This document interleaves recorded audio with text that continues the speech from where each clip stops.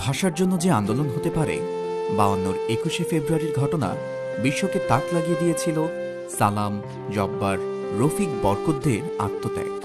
আমরা সালাম, জব্বার, রফিক, বরকত, শফিউদ্দের আত্মত্যাগ বৃথা যেতে দেইনি।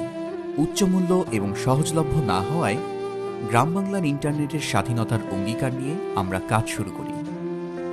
আমাদের বিশ্বাস ছিল ইন্টারনেটের সহজলভ্যতায় বাংলা ভাষাভাষীদের মধ্যে ডিজিটালি বাংলার ব্যবহার বাড়লে দিন দিন বাংলা হবে আরও সমৃদ্ধ। বাংলা কন্টেন্ট দেখা, পড়া, তৈরি করা যত বাড়বে ততই বিশ্ব দরবারে বাংলা পাবে পাকাপোক্ত আসন। লাল সবুজের রঙে রাঙানো লোগো, বাংলাকে ধারণ করে নাম, স্বাধীনের মাধ্যমে আনলিমিটেড ব্রডব্যান্ড ইন্টারনেট প্যাকেজ যা পৌঁছাতে পেরেছি হাজারেরও বেশি গ্রামে।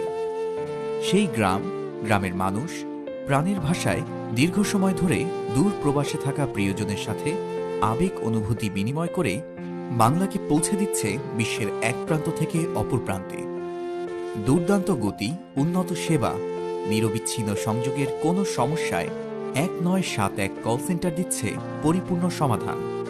সর্বপ্রথম বাংলা ভাষায় কোনো আইএসপি কোম্পানির জন্য অ্যাপস, বাংলা ওয়েবসাইট এবং উক্ত ওয়েবসাইটে বাংলায় সর্ববৃহৎ ওয়ার্ড, গ্রাম, ইউনিয়ন, উপজেলা, জেলা, পৌরসভা, বিভাগ, সিটি কর্পোরেশনের জন্য তথ্য যোগ করে পেয়েছি হাজারো বাংলাদেশির প্রশংসা এবং সুনাম।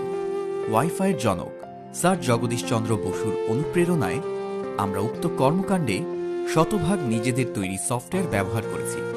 বাংলা ভাষা এবং বাংলাদেশকে বুকে ধারণ করে স্বাধীনের ছোট ছোট উদ্যোগ এবং অর্জনসমূহকে উৎসর্গ করতে চাই 52-এর ভাষা আন্দোলনের শহীদদের উদ্দেশ্যে।